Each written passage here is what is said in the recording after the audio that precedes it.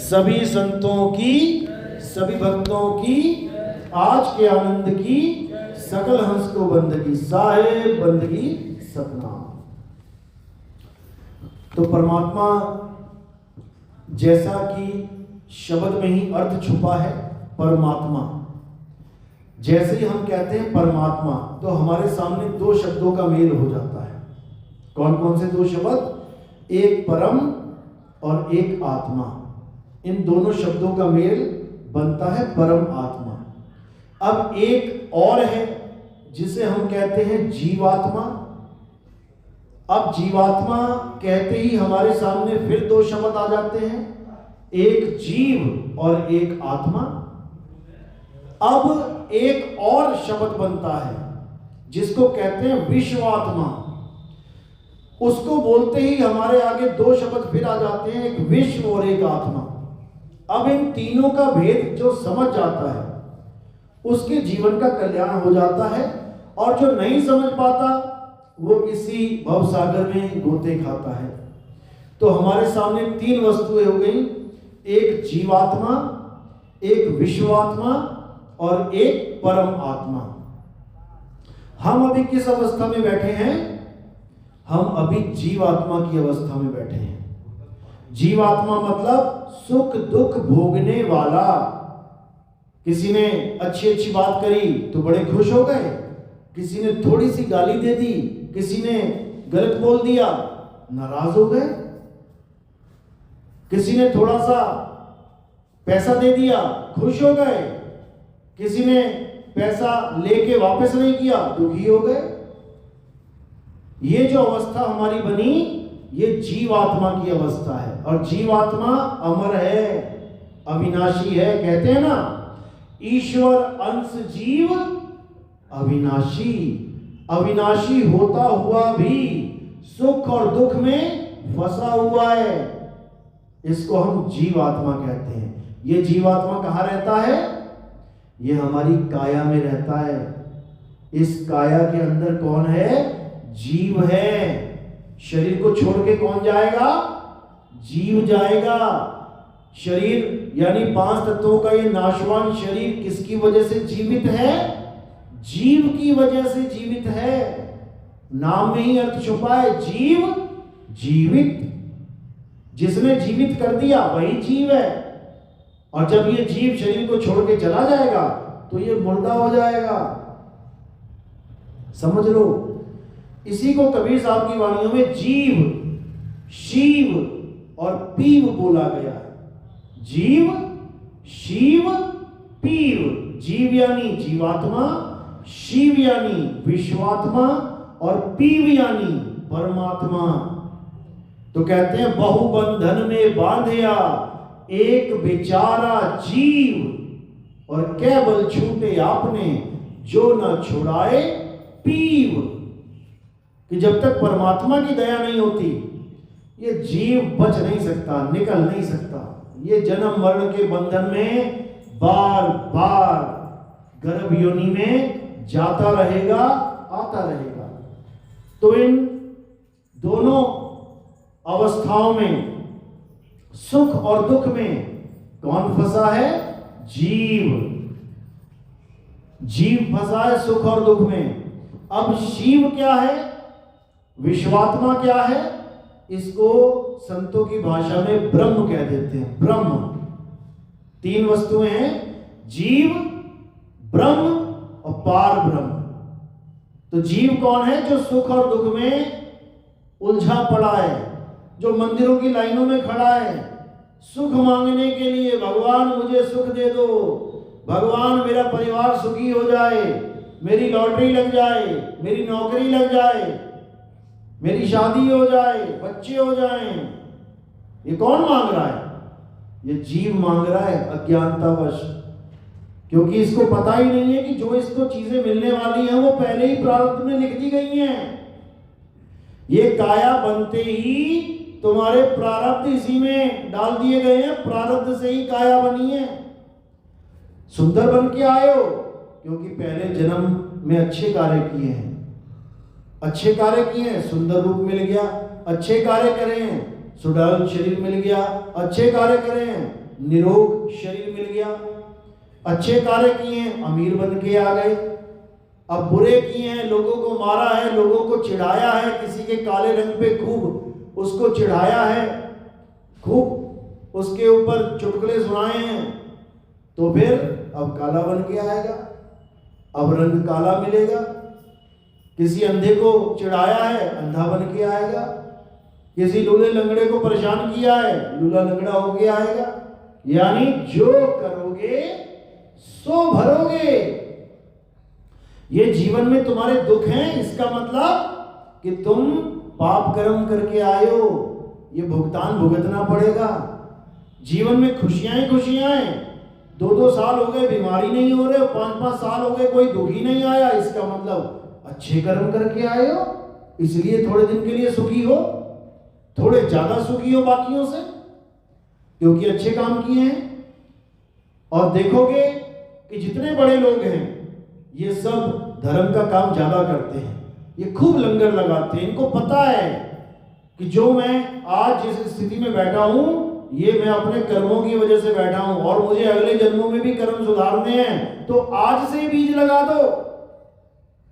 ब्रह्मा हमारी किस्मत नहीं लिखते, वो कलम ब्रह्मा के हाथ में है ही नहीं जिससे तुम्हारी किस्मत लिखी जाती है। वो कलम किसके हाथ में है? तुम्हारे हाथ में है। जो करोगे सो भरोगे। यानी ब्रह्मा भी नहीं बदल सकते तुम्हारी किस्मत। अगर तुमने घोर पाप कर्म किए हैं तो तुम्हारे किस्मत में घोर दुख आने वाला है, चाहे तुम किसी भी लाइन में खड़े हो जाओ। देखो पाप काटने गए थे लोग, कौन जाता है कुंभ नहाने? डॉक्टर के पास कौन जाता है? आप लोग सत्संग में आए, रास्ते में कितने डॉक्टरों की दुकानें पड़ी, घुसे क्या उसमें? क्या आप किसी डॉक्टर के पास गए? रास्ते में 50 डॉक्टर कवर करके आए होगे तुम, लेकिन किसी भी दुकान में नहीं गए, किसी क्लिनिक में नहीं गए डॉक्टर की। क्यों? क्योंकि तुम्हें कोई बीमारी नहीं है, शरीर बिल्कुल फिट है। और जब बीमारी हो जाएगी तो क्या करोगे? ढूंढते ढूंढते जाओगे, मेडिकल स्टोर में पूछते हुए जाओगे, भैया ये बीमारी है, अच्छा डॉक्टर बताओ यार कहां जाए। समझो, तो कुंभ नहाने कौन जाता है? जिसको पता है कि मैं पापी हूं, जिसको पता है कि मैंने पाप किए हैं। बेटा 144 साल बाद मौका मिला है, सारे पाप धो ले, नहीं तो हालत खराब हो जाएगी। अब जहां पापियों की भीड़ हो जाती है वहां क्या होता है? वही हुआ जो होता है, मरे, दौड़ दौड़ के, भाग भाग के, लिथड़ लिथड़ के, चिथड़ चिथड़ के मरे, और कोई पूछने वाला नहीं है। क्यों? पाप कर्म किए हैं। पापी का विनाश पक्का है, और लोग कह रहे हैं कि उनकी मुक्ति हो गई। अरे बड़े बड़े साधु कैलाश पर्वत पे सारी उम्र शरीर गला देते हैं, तब उनकी मुक्ति नहीं होती।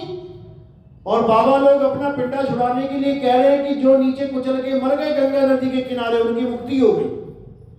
भैया ऐसी मुक्ति होती है, तुम भी ले लो मुक्ति आके, ऐसे मुक्ति नहीं होती।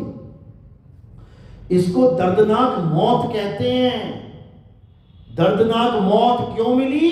क्योंकि किसी ना किसी को दर्दनाक मौत दी होगी, किसी ना किसी की गर्दन काटी होगी तो तुम्हारी भी कटेगी, किसी की टांगें तोड़ी होगी तुम्हारी भी टूटेंगी, किसी के तीर मारा होगा तुम्हारे भी लगेगा। भगवान राम ने मारा कि नहीं मारा? भगवान राम ने किसके तीर नहीं मारा ये बता दो? सारे राक्षसों को तीर से ही तो मारा, लेकिन बाली के जब तीर मारा तो उसने श्राप दे दिया। रावण ने श्राप दे दिया, और भी मारे, मारीच मारा, उसने श्राप नहीं दिया, बाली ने श्राप दिया। क्यों? क्योंकि तीर मारना कोई बुरी बात नहीं है। क्यों? क्योंकि everything is fair in love and war. वहां पे वॉर चल रही है, वहां वॉर चल रही है, तीर मारोगे नहीं तो क्या तीर खाओगे? इसलिए जब जंग होती है तब गोली चलाना, बम चलाना कोई अपराध नहीं होता। नहीं तो सबसे बड़े पापी कौन होंगे? जो हमारे बॉर्डर पे खड़े हैं, हमारे फौजी भाई। सबसे ज्यादा गोलियां यही मारते हैं इंसानों के। फिर तो वो ब्रह्म हत्यारे हो गए। लेकिन नहीं, वो अपना धर्म निभा रहे हैं। वो युद्ध में गोली मार रहे हैं। पहले तीर चलते थे, आज गोली चल रही है। लेकिन बाली ने श्राप क्यों दे दिया भाई?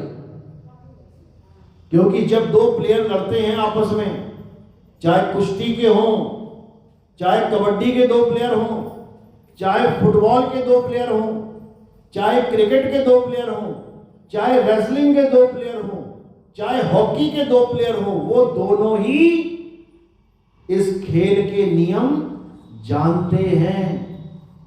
दोनों जानते हैं। देखो, बॉलर जब बॉलिंग करता है और सामने बैट्समैन ने अगर अपना पैर आगे कर दिया विकेट्स के, तो बॉलर क्या करता है? अपील करता है एलबीडब्ल्यू की। क्यों? क्योंकि वो नियम जानता है और आउट हो जाता है वहां पे बैट्समैन। इसी प्रकार जो युद्ध के नियम होते हैं, युद्ध कौशल होते हैं, ये दोनों पार्टियों को पता होता है। बाली भी युद्ध कौशल में है, राम जी भी क्षत्रिय हैं, नियम बाली भी जानता है, नियम राम जी भी जानते हैं। तो राम जी ने क्या कर दिया? फाउल कर दिया। फुटबॉल में जब कोई फाउल करता है तो सामने वाला अपील कर देता है। राम जी ने क्या फाउल किया? उन्होंने छुप के बाली के, निहत्थे बाली के तीर मार दिया। अब जब फाउल किया है तो सामने वाले तो अपील करेगा। तो बाली ने क्या किया? बाली ने उसी वक्त बोला कि हे राम, ये तुमने छल किया है, ये क्षत्रिय धर्म नहीं है, ये क्षत्रिय मर्यादा नहीं है, तुम मर्यादा पुरुषोत्तम होके मर्यादा भंग कर चुके हो, अब इसका तुम्हें परिणाम भुगतना पड़ेगा। हे राम, जैसे तुमने मेरा छल से वध किया है, ऐसे ही मैं भी तुम्हारा वध करूंगा। तो क्या राम जी को मार दिया बाली ने? उस जन्म में मार दिया क्या? उस जन्म में नहीं मारा। तो फिर ये प्रारब्ध बन गया। प्रारब्ध कर्म, संचित कर्म और वर्तमान कर्म, ये तीनों कर्म लागू होते हैं हमारे ऊपर। वर्तमान कर्म क्या होता है? जो अभी किया और अभी भुगत लिया। जैसे अभी आग लगी है, अभी हाथ डालो इसमें, क्या होगा? 1 साल बाद जलोगे, अभी के अभी जलोगे। ये वर्तमान कर्म है हमारे। एक होता है प्रारब्ध कर्म, यानी जो हमने काम किया है वो थोड़ा समय लेके उसका फल मिलेगा। जैसे तुमने आज गेहूं बोया, अब कब निकलेगा वो? कुछ समय लगने के बाद वो गेहूं की फसल तुम्हें दिखाई देगी। तुम कहो मैंने सुबह गेहूं डाला, दोपहर में तुम ढूंढने लग जाओ यार फसल कहां है, अभी नहीं मिलेगी। आज तुमने किसी का कत्ल कर दिया और तुम गायब हो गए, पकड़े गए, केस चला, 10 साल तक चलता रहा, उसके बाद फांसी की सजा हो गई। तो फल मिलने में कितना समय लग गया? 10 साल लग गए। समझो, कुछ लोगों को इस जन्म में फल ही नहीं मिलता, जैसे राम जी को नहीं मिला। कर्म राम जी के शरीर से हुआ, लेकिन पूरे जन्म में फल नहीं मिला। अब क्या होगा? अब अगला जन्म आएगा, जब राम जी अगले जन्म में कृष्ण जी बन के आए, वो फल तब मिला। कैसे मिला? उनके पैर में तीर मारा गया। किसके द्वारा? उसी बाली के द्वारा। उसी बाली के द्वारा तीर मारा गया, यानी संचित कर्म पीछा नहीं छोड़े। अब नहीं तो अगली बार सही।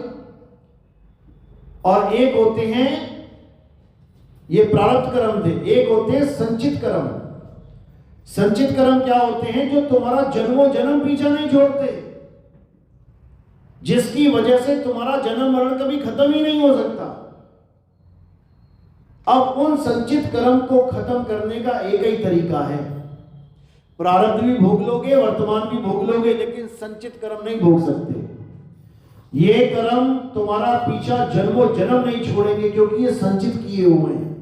माया ने इन कर्मों को संचित कर रखा है, इमरजेंसी में देती है ये। जब तुम भक्ति करके अपने कर्म काट लेते हो और तुम्हें लगता है कि अब तो मेरे सारे कर्म कट गए, उसके बाद ये लेके आती है, फिर एक जन्म दे देती है, फिर कर्म में फंस जाते हो। अब ये तीनों प्रकार के कर्म कब कट सकते हैं? जब हम अपने आत्म स्वरूप को जान जाएं, केवल तभी कटेंगे, नहीं तो नहीं कटेंगे। आत्म स्वरूप को जान जाए का मतलब क्या है? हम अभी जीव अवस्था में हैं, जीवात्मा। अब अगली अवस्था है ब्रह्म यानी शिव यानी विश्वात्मा। यानी जब जीव भक्ति करता है तब वो ही ब्रह्म अवस्था को प्राप्त हो जाता है, जिसको हम कहते हैं अहम ब्रह्मस्मि, मैं ही ब्रह्म हूं, जिसको हम कहते थे शिवोहम शिवोहम, यानी मैं ही शिव हूं।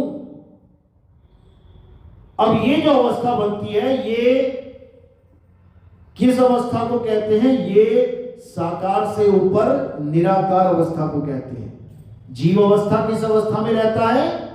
साकार अवस्था में। आदमी, औरत, बच्चा, बूढ़ा, ये अपने आप को शरीर मानता है। मैं जवान हूं, अरे मैं बूढ़ा हो रहा हूं, अरे मेरे झुर्रियां पड़ गई, ये मेरे मेरे मेरे करता रहता है।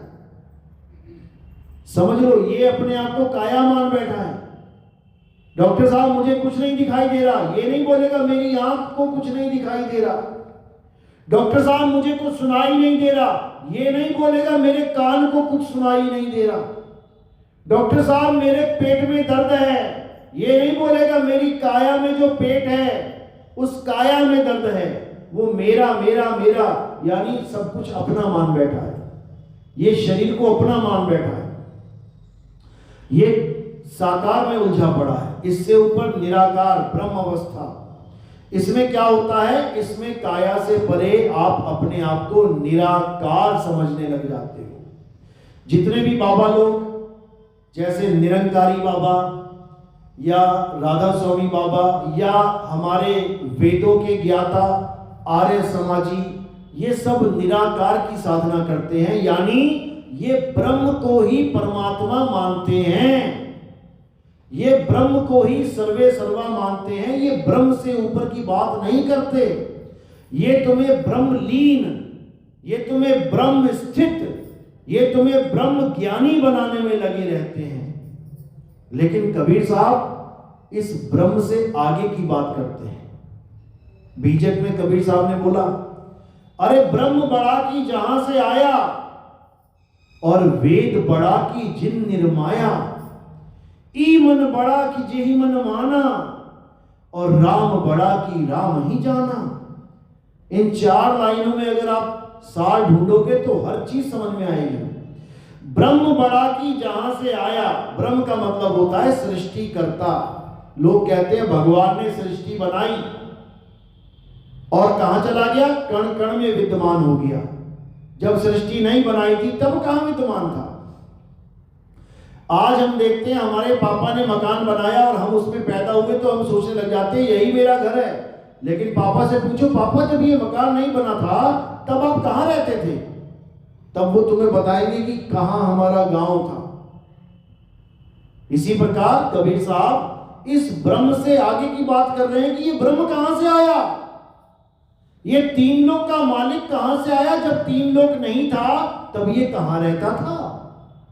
अरे ब्रह्म बड़ा की जहां से आया और वेद बड़ा की जिन निर्माया। आज वेद की, ग्रंथों की पूजा चल रही है, ग्रंथों को महान मानते हैं। कबीर साहब कह रहे हैं, अरे वेद बड़ा की जिन निर्माया।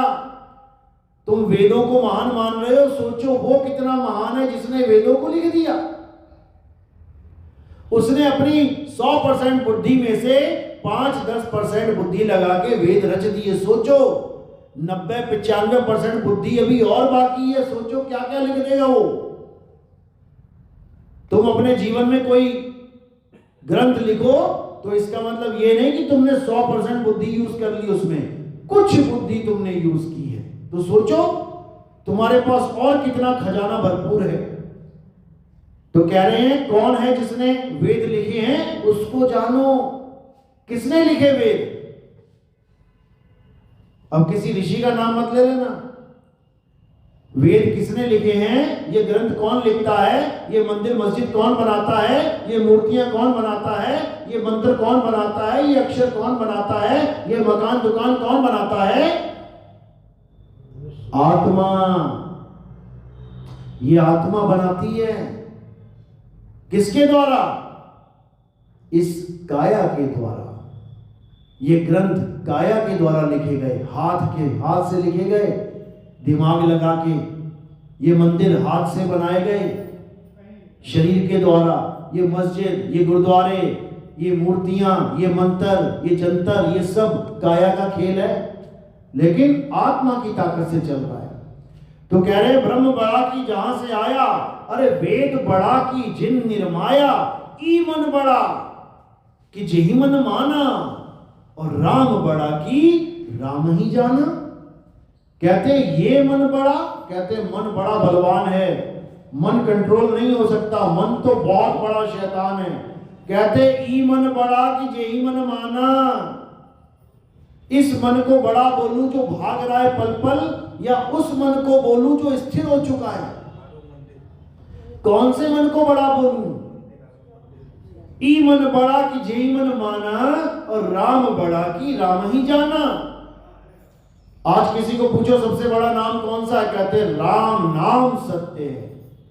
राम जी का नाम सबसे बड़ा नाम है। तो कबीर साहब कह रहे राम बड़ा कि राम ही जाना।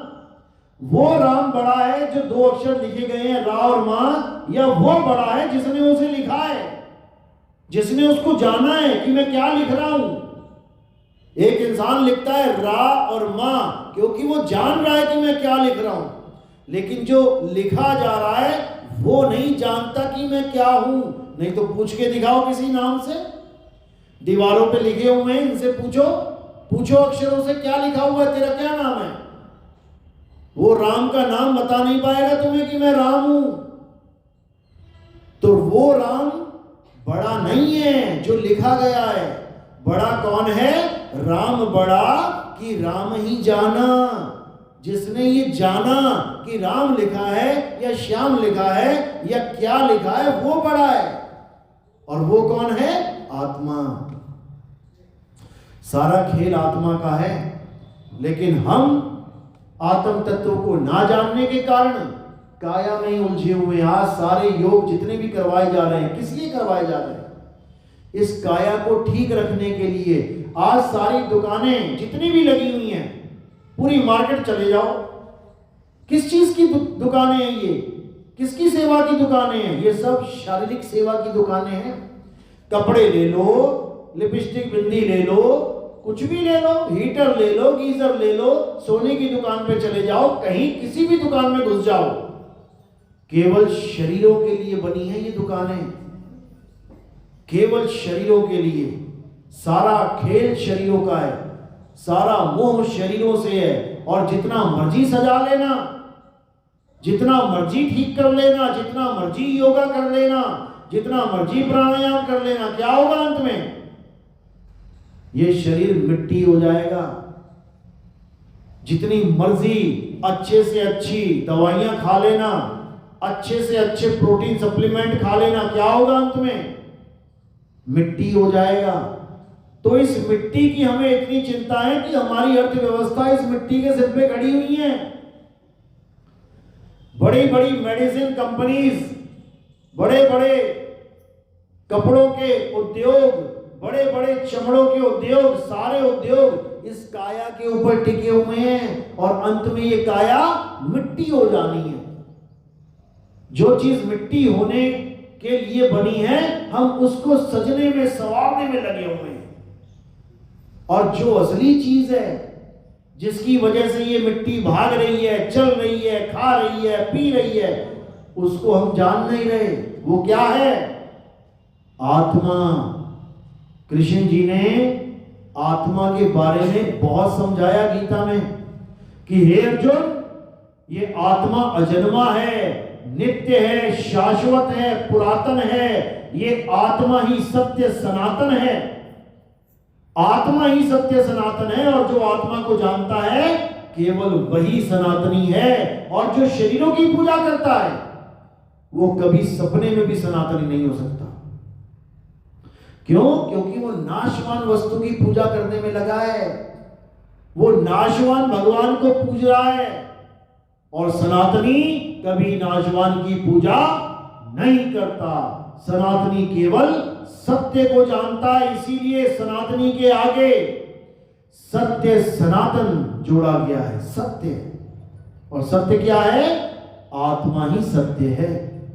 इसीलिए कबीर साहब बार बार समझा रहे हैं, जल में मीन प्यासी, मोहे देखत आवे हासी, आत्म ज्ञान बिना नर भटके, कभी काबा कभी काशी।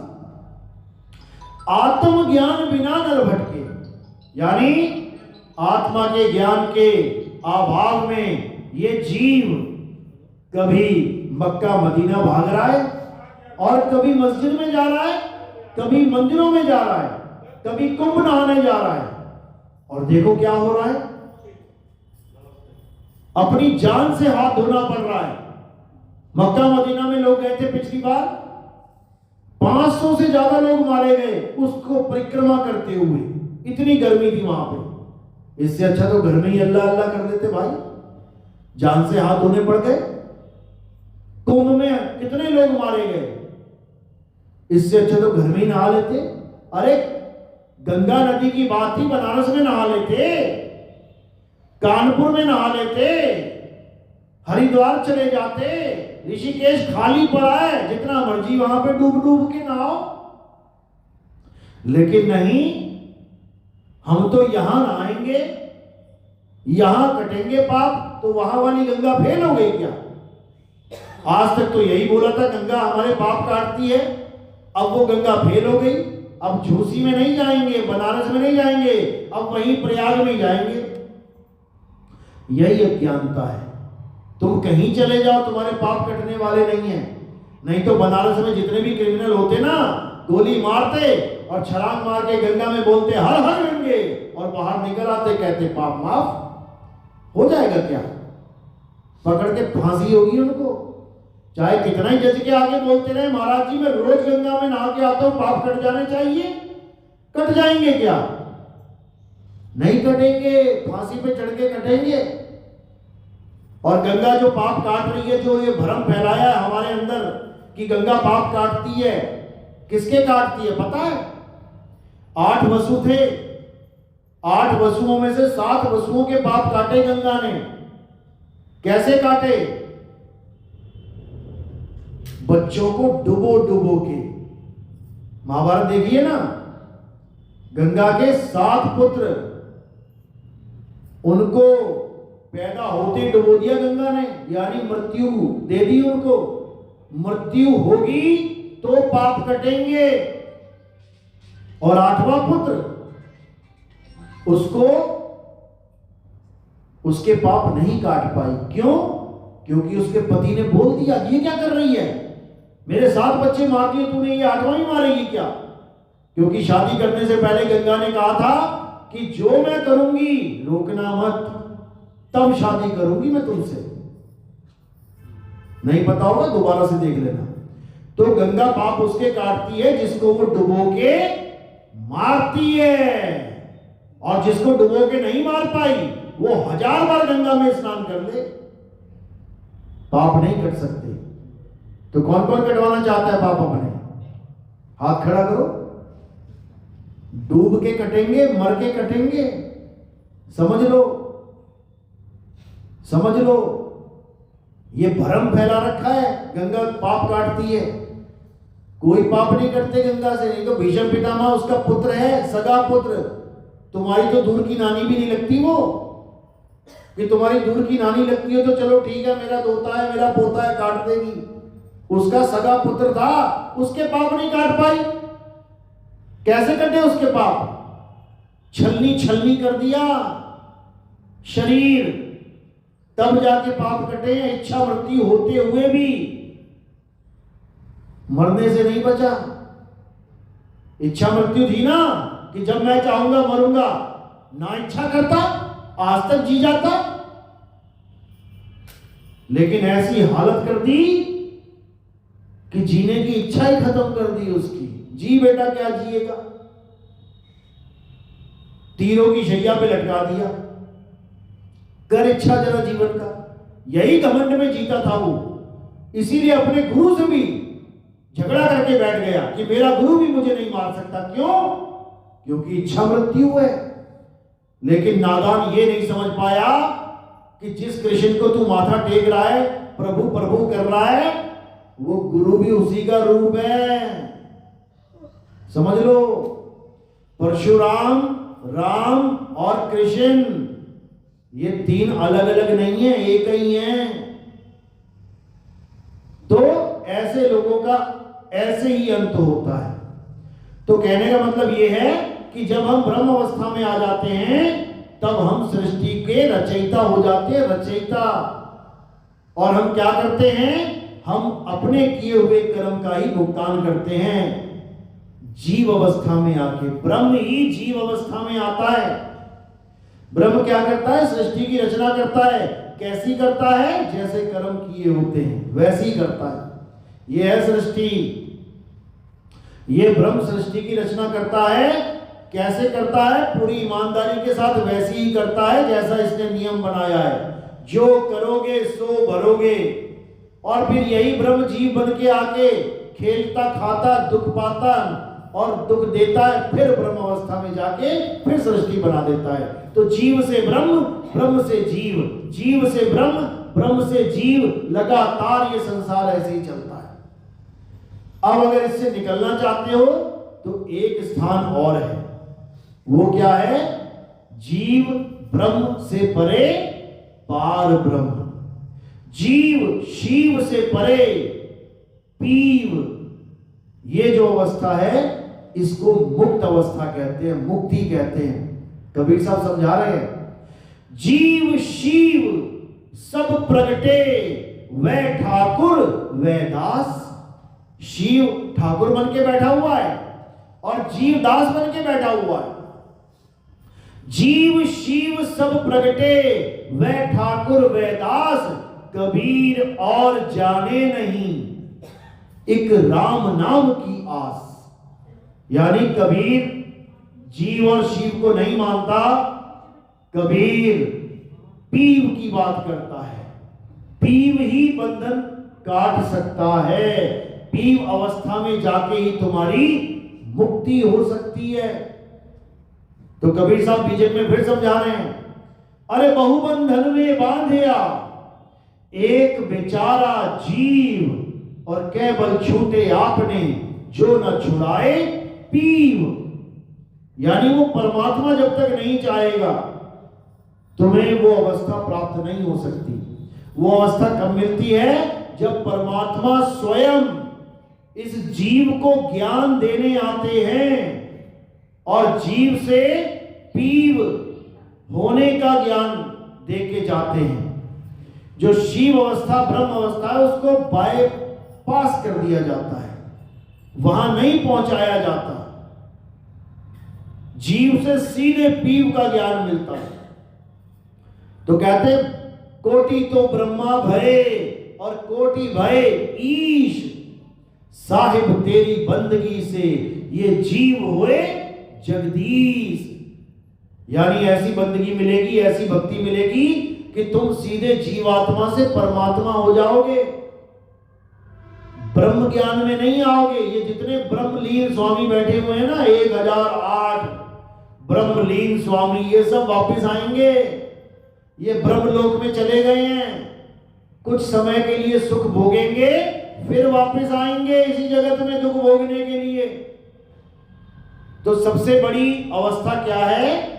ये आत्म अवस्था है, जिसे शुद्ध चैतन्य स्वरूप आत्म अवस्था कहते हैं, जिसे परम आत्म अवस्था कहते हैं। तो ये अवस्था तब मिलती है जीव को जब उसके जीवन में सद्गुरु आता है। और वो क्या करता है? वो उस हर चीज से किनारे कर देता है जो उसे ब्रह्म अवस्था में लेके जा रही है। ब्रह्म अवस्था में जाने के क्या साधन हैं? जैसे आप अष्टांग योग करते हैं, अष्टांग योग ब्रह्म अवस्था को प्राप्त करने का सबसे बड़ा साधन है। अष्टांग योग, जो अष्टांग योग सिद्ध हो गया वो 101% ब्रह्म अवस्था को प्राप्त करेगा। तो जब सतगुरु आते हैं तो इस अष्टांग योग को किनारे कर देते हैं, नहीं जाना इसमें। और क्या है? जप, जो मंत्र जाप है, मंत्र जपने के बाद क्या होता है? ब्रह्म अवस्था का ज्ञान होता है। ये मंत्रों को किनारे कर देते हैं, छोड़ सारे मंत्र। और क्या है? श्वासों का अजपा जाप, जो श्वासों में सोहम सोहम सोहम जो ये ध्वनि हो रही है, जो श्वासों का अजपा जाप है, इसमें जो चला जाता है वो भी ब्रह्म अवस्था को प्राप्त करता है। सतगुरु इसको भी किनारे कर देते हैं, छोड़। साहिब कहते हैं जो जन होंगे जौहरी और रतन लेंगे बिलगाए, अरे सोहंग सोहंग जपी मुआ मिथ्या जन्म गवाए। ये जन्म मिथ्या में चला जाएगा तुम्हारा।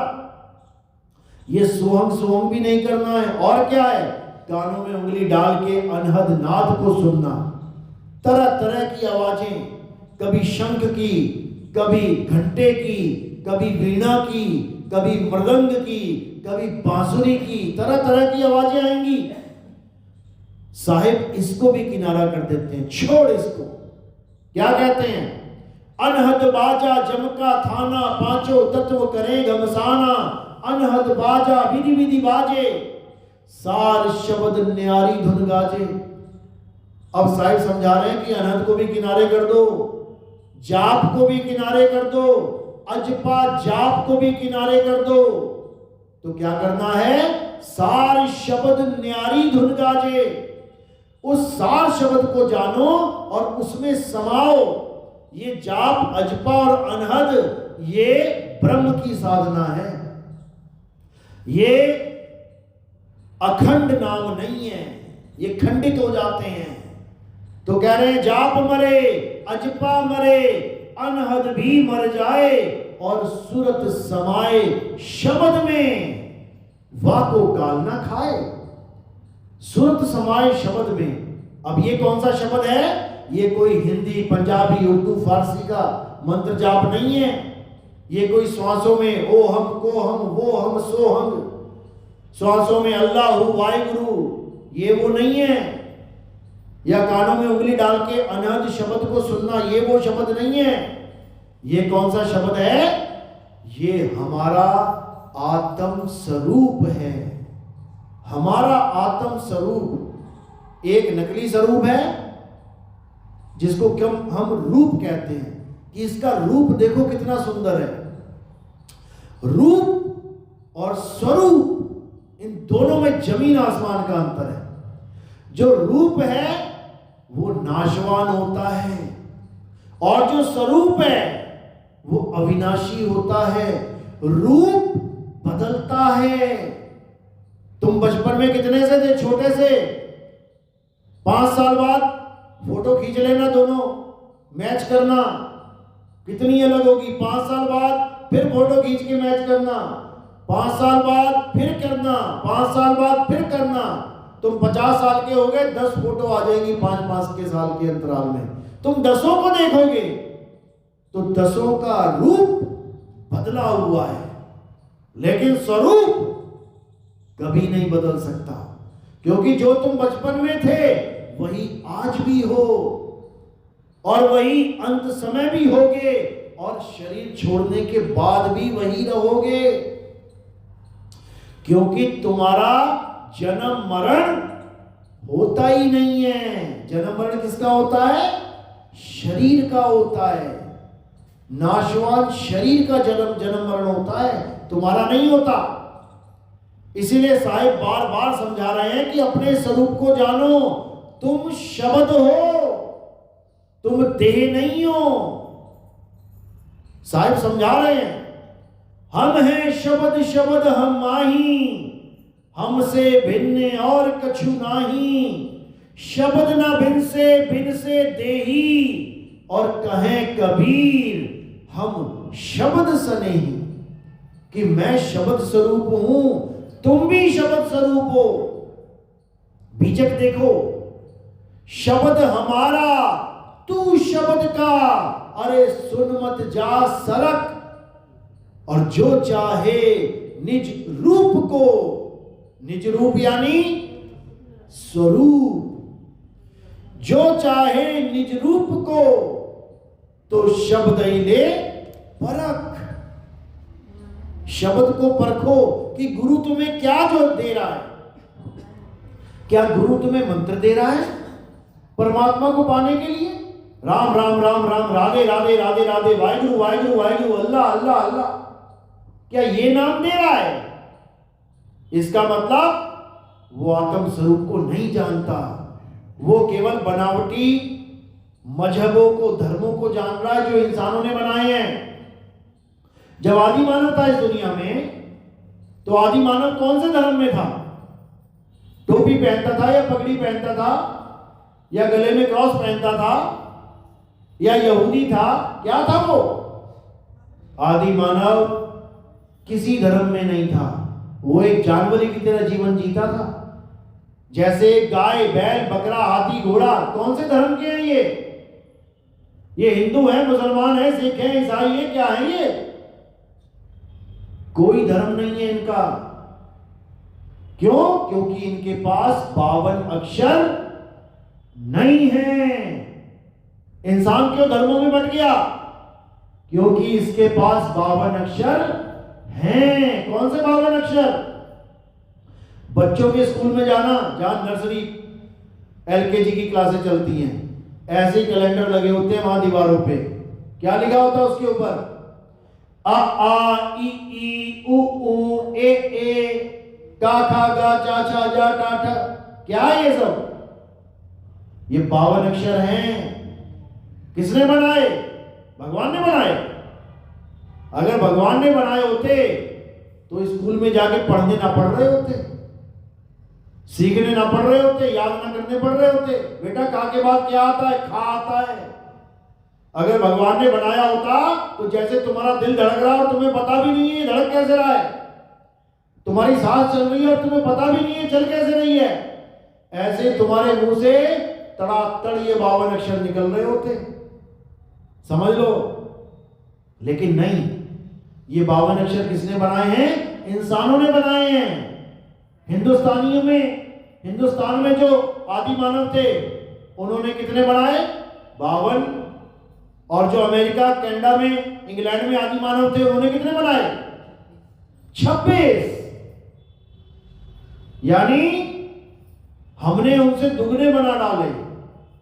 उनकी बुद्धि 26 पे आके खत्म हो गई, हमने 52 बना डाले। लेकिन बनाए हमने ही हैं, किसी भगवान ने नहीं। अब जैसे ही ये सारे अक्षर बन गए, अब क्या हुआ? अब नाम रखने की प्रथा चालू हो गई। जो भी चीज दिख रही है उसका नाम रखो। पानी दिखा, नाम रख दिया पानी, और अपने साथ जो भी लोग रहते थे उनको पढ़ाना चालू कर दिया। पानी, गिलास उठाया, पानी दिखाया, या हाथ में पानी दिखाया और सिखाया ये पानी है। लकड़ी, पत्ता, फल, फूल, कंद, मूल, मिट्टी, हवा, धरती, रेता, ये सब नाम रख दिए। किससे? इन्हीं 52 अक्षरों से सारी दुनिया के नाम रख दिए। हिंदुस्तानियों ने हिंदी भाषा में रख दिए, अंग्रेजों ने अंग्रेजी भाषा में रख दिए। हमने रखा आग, उन्होंने रखा फायर। हमने रखा अर्थ, धरती, उन्होंने रखा अर्थ। हमने रखा हवा, उन्होंने रखा एयर। यानी अपनी अपनी भाषा में सारे निपुण हो गए। यहां तक भी बात समझ में आती है कि दुनिया में रहना है तो भाषा होनी चाहिए। लेकिन अब आगे क्या हुआ? आगे भगवानों के नाम रखने शुरू कर दिए। अरबी वालों ने क्या रख दिया? अल्लाह। ईसाइयों ने क्या रख दिया? गॉड। हिंदुओं ने क्या रख दिया हिंदुस्तान में? भगवान। पंजाबियों ने क्या रख दिया? वाहिगुरु। यानी ये सारे नाम बना के अपने अपने धर्म फिट कर दिए सबने कि हम तो वाहिगुरु को मानते हैं, हम अल्लाह को मानते हैं, हम गॉड को मानते हैं, हम भगवान को मानते हैं। और ग्रंथ लिखने शुरू कर दिए इन्हीं 52 अक्षरों से, ताकि ये ग्रंथों को पढ़ पढ़ के लोग हमें ज्वाइन करें। अब हर ग्रंथ में लिखा है, कुरान में लिखा है अल्लाह ने सूरज बनाया, चांद बनाया। पुराणों में लिखा है, वेद में लिखा है भगवान ने सूरज बनाया, चांद बनाया। बाइबल में लिखा है गॉड ने सूरज बनाया, चांद बनाया। गुरु ग्रंथ साहब में लिखा है वाहिगुरु ने सूरज बनाया, चांद बनाया। तो अगर ये चारों अलग अलग होते तो हमारे सौर मंडल में कितने सूरज चमक रहे होते? अभी 4 चमक रहे होते। 4 चांद पृथ्वी का चक्कर लगा रहे होते और 4 पृथ्वियां होती। तुम देख के कहते ये अल्लाह वाला चांद है, वो वाहिगुरु वाला चांद है, वो गॉड वाला चांद है। ये अल्लाह वाला सूरज है, ये गॉड वाला सूरज है। लेकिन ऐसा नहीं है, सूरज एक है, चांद भी एक है। इसका मतलब ये ग्रंथ जिसकी महिमा गा रहे हैं वो एक है, वो 2 नहीं है। कबीर साहब समझा रहे हैं बीजक में, भाई ने 2 जगदीश कहां से आया और कहो कौन बोल आया। ये 2 भगवान कहां से आ गए जो तुम लड़ने लग गए? झगड़ा तो इस बात का होना चाहिए था कि पहले मुझे मिले या पहले मुझे मिले। अभी सोना रख दो बीच में, झगड़ा किस बात का होगा? मुझे मिल जाए, मुझे मिल जाए, मुझे मिल जाए। दुनियावी वस्तुओं के लिए तुम झगड़ा करते हो कि मुझे मिल जाए, और जिसको पाने के लिए इंसान जन्म मिला है उसके नाम पे झगड़ा करते हो कि वो बड़ा है या वो बड़ा है। अरे भाई वो बड़ा छोटा है ही नहीं, वो एक ही है। झगड़ा उसको बड़ा छोटा करने का नहीं है, उसको पाने का है, उसको पाना है। बड़े छोटे को कोई थर्मामीटर लेके तुम इंची टेप लेके तुम नाप नहीं लोगे कितना गर्म है, कितना ऊंचा है, कितना लंबा है।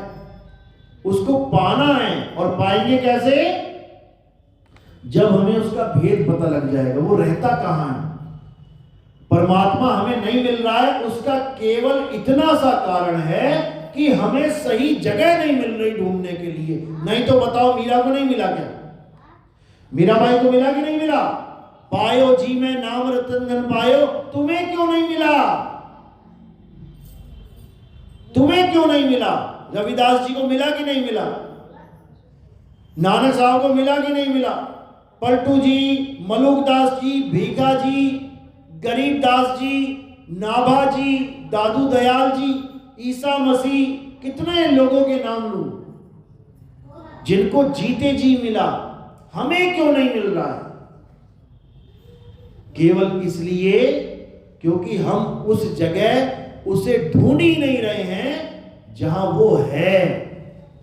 हम कहां ढूंढ रहे हैं? हम मंदिर, मस्जिद, गुरुद्वारों में, पत्थरों में, नदियों में, नालों में, हम यहां ढूंढ रहे हैं और वो वहां है नहीं, तो मिलेगा कैसे? तो कबीर साहब समझा रहे हैं, अरे वस्तु कहीं और ढूंढे कहीं, कैसे लागे हाथ। गुप्त वस्तु तब मिले जब भेदी लीजे साथ। अरे भेदी लीना साथ में दीनी वस्तु लखाए, और कोटि जन्म का पंथ था पल में पहुंचा जाए। कहते एक पल में तुम्हें परमात्मा मिलेगा, बिल्कुल मिलेगा। कब? जब तुम्हें पता हो वो है कहां, तभी तो उसको ढूंढोगे। तो उसका ज्ञान एक पल में ही होता है। जैसे जनक जी ने कहा कि मैं घोड़े के रकाब में पैर रखूं, उससे पहले मुझे ज्ञान हो जाना चाहिए। तो ऐसा गुरु मिला, घोड़े पे भी चढ़ने का मौका नहीं दिया, उससे पहले ज्ञान करवा दिया उनको। तो जब गुरु मिल जाते हैं तो पल का खेल होता है, पल में पता लग जाता है कि मेरा परमात्मा है कहां, और तुम्हारी भक्ति वहीं से शुरू हो जाती है। क्योंकि सबसे मुश्किल ये जानना है कि वो है कहां। समझ लो, तुम्हारा बच्चा खो गया, 1 महीना हो गया ढूंढते हुए, गली गली शहर शहर ढूंढ रहे हो, पूरी दुनिया खाली पड़ी है ढूंढने के लिए। शायद इस शहर में हो, शायद उस शहर में हो, जाते ही चले जा रहे हो।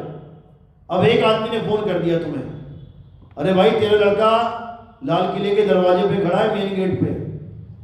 जैसे ही तुम्हें पता लगा, कितनी देर में पता लग गया तुम्हें? एक पल में। तुम वहां नहीं भी गए तब भी तुम्हें पता लग गया कि मेरा लड़का कहां है। तो जैसे ही तुम्हें पता लगा कि लाल किले के गेट पे खड़ा है, उसी क्षण सारी दुनिया के स्थान, सारी दुनिया के गांव, नगर, शहर, बस्ती तुम्हारे लिए यूजलेस हो गए, तुम्हारे लिए बेकार हो गए।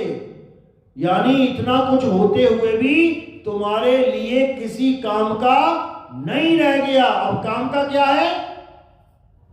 लाल किले का गेट।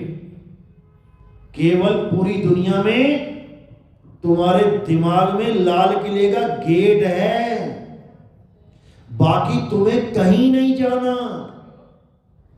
अब मिलेगा तुम्हें परमात्मा, अब मिलेगा तुम्हें तुम्हारा बच्चा। सीधे लाल किले के दरवाजे पे पहुंच जाना, तुम्हें वही खड़ा मिलेगा। अब पहुंचने में समय लग सकता है। तुम बाइक से निकले हो, तुम्हें 10 घंटे लग जाए। तुम कार से निकले हो, शायद 6-7 घंटे में पहुंच जाओ। तुम हवाई जहाज से निकले हो, तुम आधे घंटे में पहुंच जाओगे। अब तुम्हारी स्पीड पे डिपेंड करता है कि तुम जा कैसे रहे हो, लेकिन निशाना मिल चुका है। इसीलिए कबीर साहब ने कहा, निशाना कोई मारे संत सुजान। परमात्मा हमें इसलिए नहीं मिल रहा क्योंकि हमें निशाना ही गलत दिया जा रहा है। हमें लाल किले को छोड़ के सारी दुनिया में घुमाया जा रहा है, इसीलिए परमात्मा नहीं मिल रहा है। अर्जुन को जब तीर मारने के लिए बोला, क्यों बोला? क्योंकि अर्जुन को पूरी चिड़िया में से केवल चिड़िया की आंख दिखाई दे रही थी, तो गुरु ने कहा पक्का निशाना लगेगा। इसी प्रकार जब तुम्हें निशाना साधने वाला गुरु मिल जाए, साधो क्यों बोलते हैं? कहत कबीर सुनो भाई साधो। साधो का मतलब ये नहीं थाली लेके जाओ मंदिर में पूजा करो, गंगा नदी में छलांगे मारो, या पर्वत पे चढ़ जाओ, या पर्वत के चक्कर काटो। ये वृंदावन में जितने अज्ञानी गुरु बैठे हुए हैं, ये सब चक्कर काट रहे हैं पहाड़ों के, क्योंकि इनको साधना पता ही नहीं है कि होती क्या है। ये नाम जपने को साधना मान बैठे हैं। यानी बच्चा खो गया तो ये लोग कह रहे हैं बस बच्चा बच्चा जपो बेटा, बच्चा मिल जाएगा। लगे हुए हैं बच्चा बच्चा बच्चा बच्चा, सारी उम्र बच्चा बच्चा जपते रहना, जब तक बच्चे का भेद बताने वाला गुरु नहीं मिल गया कि बच्चा कहां है, तब तक वो मिलने वाला नहीं है। सारा जीवन बर्बाद कर लोगे। इसीलिए कबीर साहब ने बोला कि मोको कहां ढूंढे रे बंदे, मैं तो तेरे पास में, ना मंदिर में, ना मस्जिद में, ना काबे कैलाश में। इसको दिमाग से निकाल दो। ये मंदिर, मस्जिद, गुरुद्वारे इंसानों ने बनाए हैं। कईयों ने तो अवैध निर्माण कर रखे हैं। जमीनें हड़पने के लिए मंदिर बना दी हैं, जमीनें हड़पने के लिए मजारे बना दी हैं, जमीनें हड़पने के लिए गुरुद्वारे बन गए हैं। समझ लो, ना मंदिर में, ना मस्जिद में, ना काबे कैलाश में, नाम है जप में। ये राधे राधे राधे करके आज ज्ञानी पुरुष बने हुए हैं सारे, ये महाज्ञानी हैं। ये राम राम अल्लाह अल्लाह करके ये आत्मज्ञानी बन गए, सब अज्ञानी हैं ये। साहिब समझा रहे, नाम है जप में, कुछ भी जपने की जरूरत नहीं है। नाम है तप में, तपस्या करने की जरूरत नहीं है। ना एकांत निवास में, घर बार छोड़ के जंगलों में जाके एकांत में रह के पत्ते खाने की जरूरत नहीं है। नाम है जप में, नाम है तप में, ना एकांत निवास में। अरे खोजी होए तुरंत मिल जाऊं, एक पल की तलाश में। और कहे कबीर सुनो भाई साधो, मैं तो हूं विश्वास में, कि जब तुम्हें गुरु मिलेगा और तुम्हें साधना देगा। साधना का मतलब जैसे हम निशाना साधते हैं, जब वो मिलेगा तब सारा खेल सुलझ जाएगा। तब समझ में आएगा कि भक्ति होती क्या है और मैं करता क्या रहा। तो पहले परमात्मा को ढूंढने से पहले ये जानो कि वो कहां कहां नहीं है। अगर तुम्हें ये पता लग गया वो कहां कहां नहीं है, तो समझ लो कि तुम्हें 99% ज्ञान हो गया इस दुनिया में। अब 1% जो बचा है वो ये बताने में लग जाएगा कि परमात्मा है कहां। क्योंकि 99% जगह पे वस्तु नहीं है, 1% पे वस्तु है। कोई भी वस्तु ले लो, तुम एक छोटी सी सुई यहां पे गद्दे में लगा दो, दबा दो अंदर तक, ऊपर से चादर रख दो। अब तुम पूछो किसी से जो नया नया बाहर से आए, ढूंढ सुई कहां है, सारा कमरा छान मारेगा, वो सुई नहीं मिलेगी जब तक उसे कोई बताने वाला ना मिल जाए कि वो कहां पे है। और बताने वाला मिल गया तो 99% जगह दिमाग से निकल जाएगी, छोड़ दे। और जो 1% है वो कहां है, वो ये है। तो इसी को साईं बोल रहे हैं कि अगर ऐसा कोई गुरु मिल रहा है जो तुम्हें मंत्र देता है जपने के लिए, छोड़ दे, तेरा जीवन बर्बाद कर देगा वो। ये राम राम करवा के, ये राधे राधे करवा के, ये अल्लाह अल्लाह करवा के, वाहिगुरु वाहिगुरु करवा के, ये कबीर कबीर करवा के, ये सतनाम सतनाम जपवा के, ये सब तेरा जन्म बर्बाद कर देंगे। छोड़ दे। जो भी कहता है इस काया के अंदर परमात्मा है, शरीर में परमात्मा है, छोड़ दे। शरीर में परमात्मा नहीं है। शरीर में कौन है? जीव और ब्रह्म है। ये दोनों अवस्थाएं शरीर की हैं। ज्ञान बुद्धि पढ़ो। तामे जीव ब्रह्म और माया, समर्थ कैसा खेल बनाया।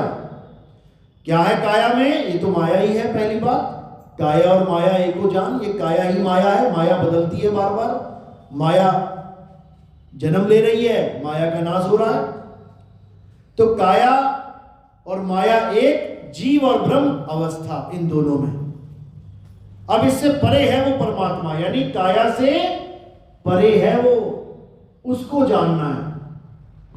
तो ना तो बाहर परमात्मा है कि मंदिर मस्जिद गुरुद्वारों में नदी नालों में तुम ढूंढते फिरो, बिल्कुल गलत निशाना है, छोड़ दो। और ना ही काया में परमात्मा है कि तुम आंखें बंद करके बैठे हो, योग कर रहे हो, ये भी नहीं, छोड़ दो। तुम समाधि लगा के बैठ गए, तुम्हें प्रकाश दिखाई दे गया, तुम्हें ज्योत दिखाई दे गई, तुम्हें तरह तरह के रंग दिखाई दे गए, तुम्हें स्वर्ग महास्वर्ग शिवलोक गोलोक अमरलोक अकैलोक अनामी लोक कुछ भी दिखाई दे गया, छोड़ दे। ये सब अज्ञान है। तो ज्ञान क्या है? ना पिंडे और ना ब्रह्मंडे। ना परमात्मा इस काया में रहता है, ना परमात्मा बाहर संसार में रहता है। वो इन दोनों से अलग अपने निज स्थान पे रहता है। और वो निज स्थान क्या है? उसको अधर द्वीप कहते हैं। कबीर साहब कह रहे हैं, अधर द्वीप तहा गगन गुफा में है निज वस्तु सारा, और ज्योति स्वरूपी अलख निरंजन धरता ध्यान हमारा। कहते हैं ये अलख निरंजन यानी ब्रह्म, ये सृष्टि कैसे बना पाता है? आत्मा की ताकत से।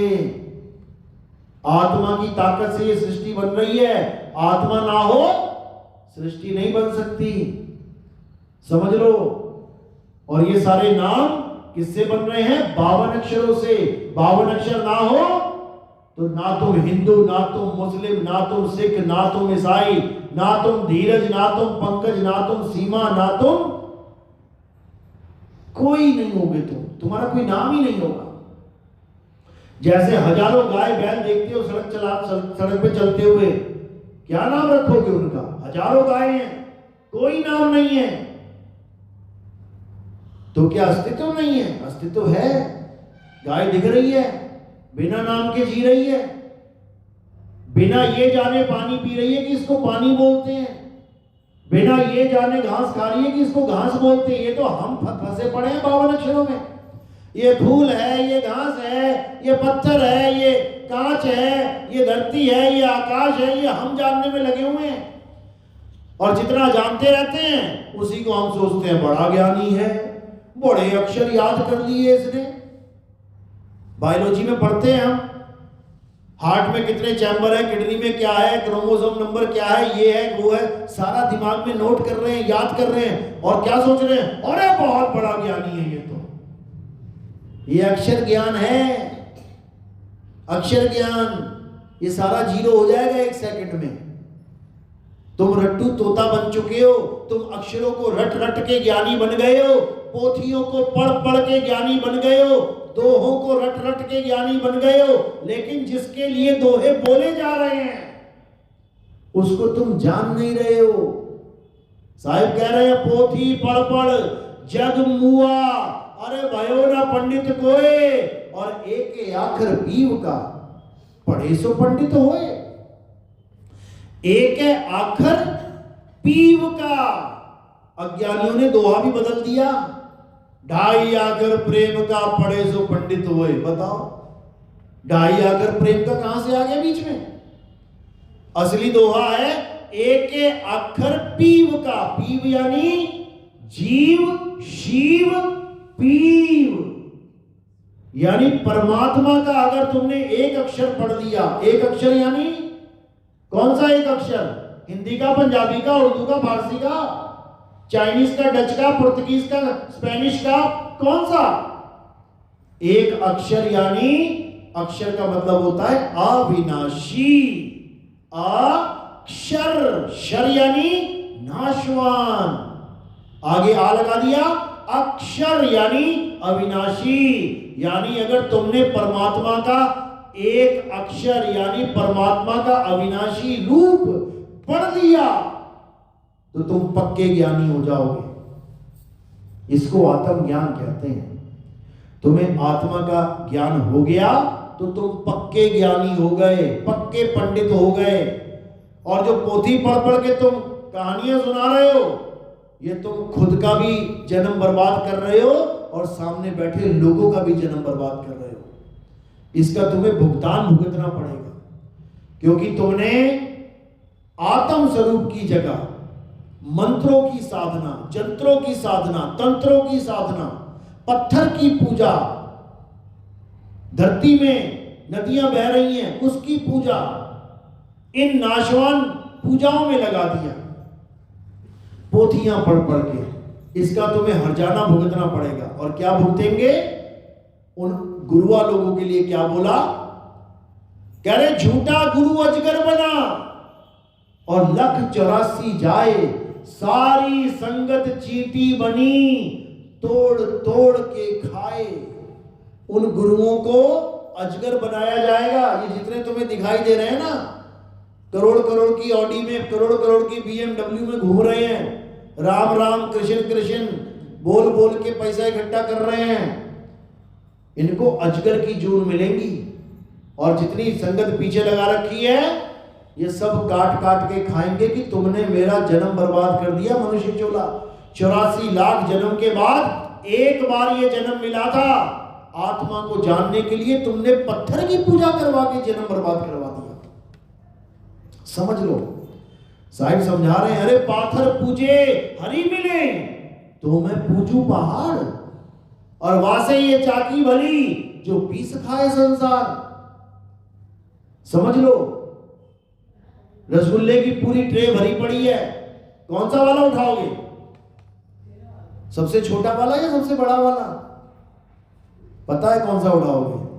अगर पसंदीदा है तो सबसे बड़ा उठाओगे, और शुगर है तो सबसे छोटा उठाओगे। तो यहां कह रहे हैं पाथर पूजे तो हरि मिले। अगर पत्थर पूजने से हरि मिल जाए तो मैं पूजू पहाड़, तुम्हें छोटा सा हरि मिलेगा पत्थर जितना, मुझे पहाड़ जितना हरि मिल जाएगा। वहां से ये चाकी भली जो पीस खाए संसार। कहते पत्थर ही पूजना है भाई तो चक्की की पूजा करो। क्यों? क्योंकि मंदिर वाला पत्थर केवल एक धर्म वाला इंसान पूजेगा। कौन? जो हिंदू धर्म में है। और जो चाकी है इसको कौन पूज रहा है? इसको हिंदू, मुस्लिम, सिख, ईसाई सारे पूज रहे हैं। किसी गांव में एक चक्की लगी हो ना, देखना वहां कौन आएंगे। हिंदू भी वहीं खड़ा होगा, भैया मेरा वाला पीस देना पहले। मुल्ला जी भी वहीं खड़ा होगा, ईसाई भी वहीं बोरा लेके खड़ा होगा, सिख भी वहीं खड़ा होगा। क्यों? इस पत्थर से चारों का काम चल रहा है। तो कह रहे हैं अगर पत्थर की पूजा करनी है तो चाकी की पूजा कर, जो पीस खाए संसार इस दुनिया में, चाहे कोई भगवान को मानता है चाहे नहीं मानता है। बिना पत्थर के, बिना चक्की के उसका काम चलने वाला नहीं है। तो अगर भगवान ही पूजना है पत्थर के रूप में, तो चक्की को पूज लो, कल्याण हो जाएगा। लेकिन हमें समझ में नहीं आती ये बात। हमें वही जो दिमाग में डाल दिया गया बचपन से कि ये राम जी हैं, ये कृष्ण जी, ये हनुमान जी हैं, और हम विश्वास करके बैठ गए। विश्वास तो किया हमने, अच्छी बात है, विश्वास किया, लेकिन विश्वास करके भी नहीं कर पाए। कैसे? जैसे तुम अपने घर के सामने, गेट के सामने मंदिर लगा लो, उसमें राम जी, कृष्ण जी, हनुमान जी सारे खड़े कर दो। अब तुम्हें एक हफ्ते के लिए जाना है कहीं टूर पे, तो क्या तुम अपना घर भगवान के हवाले छोड़ के जा सकते हो? बिना दरवाजा लगाए, बिना ताला लगाए तुम जा सकते हो घर छोड़ के? नहीं जा सकते हो। तुम्हें भगवान की मूर्तियों पे भरोसा नहीं है, पूजा तुम वही कर रहे हो कि ये भगवान जी हैं, मांग मन्नतें वही रहे हो, भगवान जी सुख देना, खुशियां देना, ये देना, वो देना, लेकिन तुम अपने भगवान के भरोसे अपना मकान छोड़ के नहीं जा सकते। किसके भरोसे छोड़ के जा रहे हो? लिंक लॉक्स, ताला लगा के 3 बार खींच के, अब ठीक है, अब जाओगे बिंदास। समझ लो, क्योंकि तुम्हारा दिल अंदर से गवाही देगा कि भगवान रक्षा नहीं कर सकते मेरे मकान की। समझ लो, समझ लो, करके देख लेना। दरवाजा खुला छोड़ के जाना, तुम्हारे प्राण रहेंगे गले में अटके कि अरे यार कुछ नहीं मिलने वाला घर में, भगवान होते हुए भी।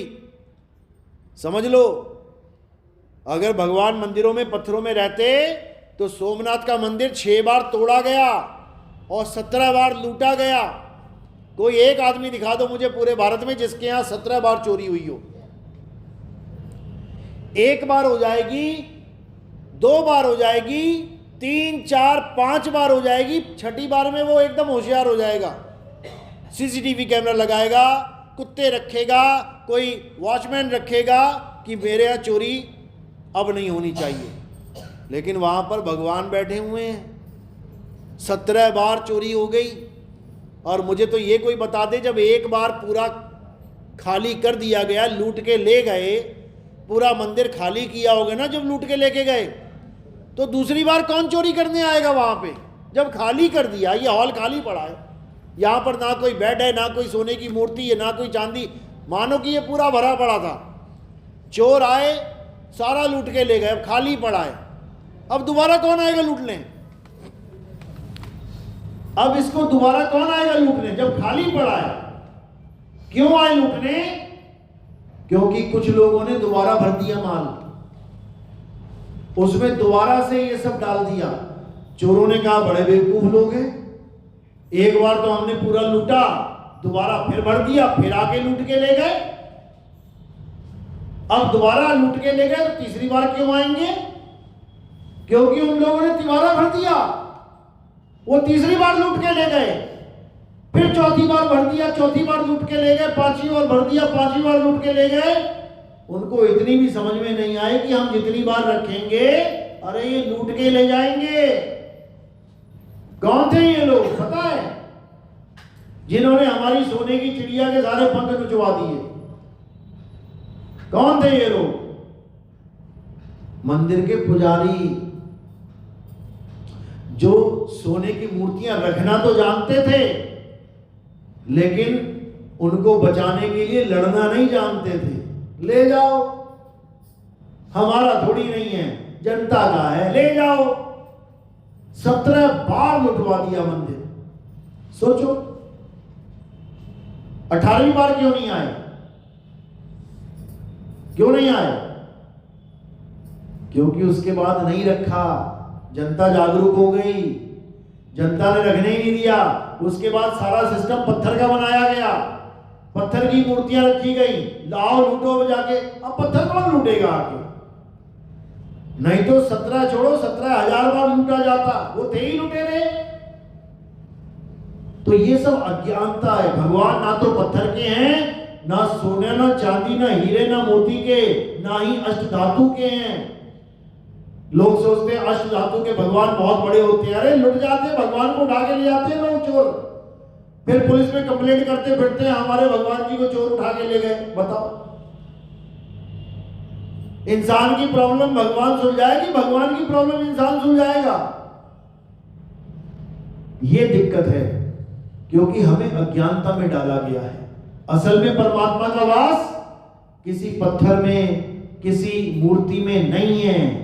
समझ लो, ये भगवान की मूर्ति है, इसको गिरा दिया, कितने सेकंड में उड़ जाएगी, कितने मिनट में उड़ जाएगी, कितने घंटे में उड़ जाएगी, कितने दिन में उड़ जाएगी, कितने हफ्ते में, कितने महीने में, कितने दशक में, कितने युगों में? कभी नहीं उठेगी। और एक बकरी के बच्चे को गिरा दिया ऐसे, कितनी देर में उड़ जाएगा?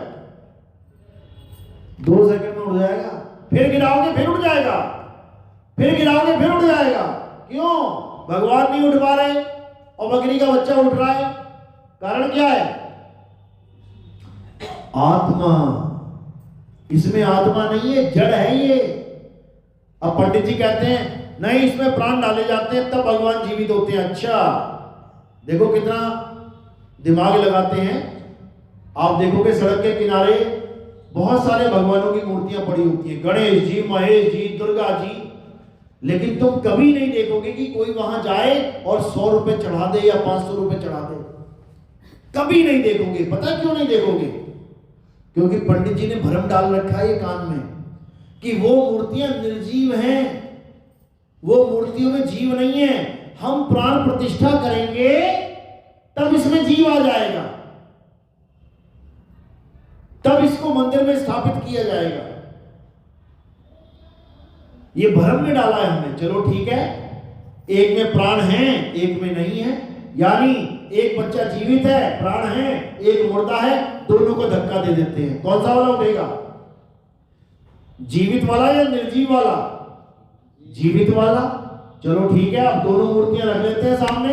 एक पंडित जी ने जीवित कर दी है जिसमें प्राण प्रतिष्ठा हो गई है, और एक बिना जीव वाली रख देते हैं। अब देते हैं दोनों को धक्का, कौन सी उठेगी? कौन सी उठेगी? दोनों ही नहीं उठेंगी। इसका मतलब झूठा जीव है उसके अंदर, नकली प्राण डाल दिए, समझ लो। लेकिन लोगों को ऐसा भरमाया जाता है, ऐसा भरमाया जाता है, अरे अगर भगवान जीवित हैं तो पंडित जी रात में ताला लगा के क्यों जाते हैं? खोल के जाओ मंदिर, गले में ताला क्यों लगा होता है? क्यों लगा होता है? तुम्हारे सामने तुम्हारा मोबाइल पड़ा है, तुम्हारे सामने तुम्हारा पर्स पड़ा है, नोट खुले पड़े हैं, तुम बैठे हुए हो, कोई उठा के लेके जाके दिखाई जरा। तुम्हें अपने ऊपर इतना भरोसा है कि मेरा मोबाइल अगर मेरे सामने कोई लेके नहीं जा सकता। अरे तो भगवान तो तुमसे भी बड़ा बना रखा है वहां पे, 20 फुट का, उसके पैरों के नीचे गल्ला लगा रखा है और गल्ले में ताला लगा रखा है। यानी तुम्हें यह भी भरोसा नहीं है कि भगवान जी के सामने जो गल्ला पड़ा है ये भी सेव है कि नहीं है। और बातें कर रहे हैं कलयुग में सतयुग आएगा, बातें कर रहे हैं सत्य सनातन धर्म की जय होगी। अरे तुम्हें अपने सनातन पे भरोसा नहीं है भाई, समझ लो। तो परमात्मा किसी पत्थर में, किसी मंदिर में नहीं रहता। परमात्मा कहां रहता है? तुझ में राम, मुझ में राम, सब में राम समाया, और सबसे कर लो प्रेम, जगत में कोई नहीं पराया। यहां रहता है राम। भजन तो गाते हैं, मेरे रोम रोम में बसने वाले राम। तो रोम कहां लगे हैं? रोम यहां लगे हैं कि तुम्हारे मंदिर में रोम लगे हैं? रोम यहां लगे हैं और पूजा जा रहा है मंदिर में करने। अरे जहां रोम लगे हैं वहीं तेरा राम है।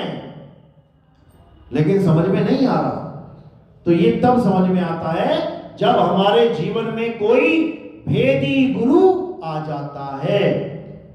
समझ लो, तो भेदी गुरु आएगा तो दोनों अक्षरों का भेद समझा देगा। सोई गुरु पूरा कहावे, जो दो अक्षर का भेद बतावे, एक छुड़ावे एक लखावे, तब प्राणी निज घर को जावे। यानी दो प्रकार के अक्षरों का भेद पता लग जाए, एक ये 52 अक्षर इसको छुड़वा दे, और एक आदि अक्षर आत्मदेव उसका लखाव करवा दे, तब इस जीव का कल्याण हो जाता है। चलो, तो आज का सत्संग यही समाप्त करते हैं। और हमारा YouTube चैनल कहत कबीर सुनो भाई साधो नितिन दास, अगर आप ये टाइप करेंगे तो आपके सामने हमारा चैनल आ जाएगा। और आप अगर नितिन दास के सत्संग लिखेंगे तब भी सारे सत्संग सामने आ जाएंगे। एक एक करके सुनते जाओ, अपना विवेक बढ़ाते जाओ और अज्ञानता को खत्म करते जाओ, तब जाके तुम्हारा ये जन्म सफल होगा।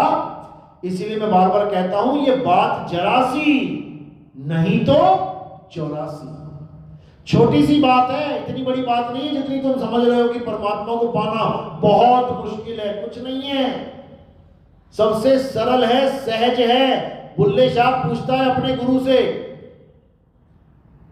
खेतों में जीरी लगा रहे थे, चावल इधर से उखाड़ के इधर, इधर से उखाड़ के इधर। तो बुल्ले शाह कहता है कि गुरुजी मैं रब को पाना चाहता हूं, क्या बहुत मुश्किल है? तो गुरु क्या कहता है, ओ बुल्लिया, ओ रब दा की पाना, ऐथे पुटना ऐथे लाना। कहते हैं रब का क्या पाना, इधर से उखाड़ के इधर लगाना, मिल गया रब। यानी इस संसार से ध्यान हटा के ये 99% जो खाली जगह दिख रही है, इससे ध्यान हटा के केवल 1% पे, जहां पर वो वस्तु है वहां लगाना और काम बन जाएगा। बिल्कुल आसान। लेकिन ये मन इतना शातिर है कि ये हमें विश्वास ही नहीं होने देता। ये पत्थर पे विश्वास कर सकता है, ये नदियों पे विश्वास कर सकता है, ये हवन यज्ञ मंत्र पे विश्वास कर सकता है, लेकिन ये आत्मा पे विश्वास नहीं करने देता। बहुत शातिर है ये। आत्म ज्ञान पे आते ही ना इसकी हालत खराब हो जाती है, ये भ्रम में डालना शुरू कर देता है जीव को, और दोबारा से फिर तंत्र मंत्र जंतर में लेके आ जाता है। क्यों? क्योंकि अगर हम सब यहां से मुक्त हो गए तो इसका संसार खाली हो जाएगा। ये किसको बनाएगा? कुत्ता बिल्ली बकरा। ये शेरों का आहार किसको बनाएगा? घास थोड़ी नहीं खाएगा शेर, तुम्हें हमें ही बनाएगा, हिरण बकरे। तो बचना है इस काल भगवान से, तो सत्य को जानो। बचना चाहो काल जाल से, छीनो शब्द हमारा, और कहें कबीर अमर कर राखू जो निज होए हमारा। तो सत्य को जानना है, असत्य को त्यागना है, यही हमारे जीवन का लक्ष्य होना चाहिए। तो इसी शब्दों के साथ मैं इस सत्संग पे विराम देता हूं। बोलिए परम पिता परमात्मा की, सतगुरु बंदी छोड़ कबीर साहिब की, सभी संतों की, सभी भक्तों की, आज के आनंद की, सकल हंस को बंद की, साहेब बंद की। सब नाम दीक्षा वाले कौन है? हाथ खड़ा करो। जो नाम दीक्षा लेने आए हैं, पहली दीक्षा प्रथम वाले, ऊंचा करो हाथ जरा, 1 2 3। और दूसरी दीक्षा वाला तो नहीं कोई? चलो ठीक है। तो अब आपको आगे का प्रोग्राम बताएंगे। हमारे बीच में हमारे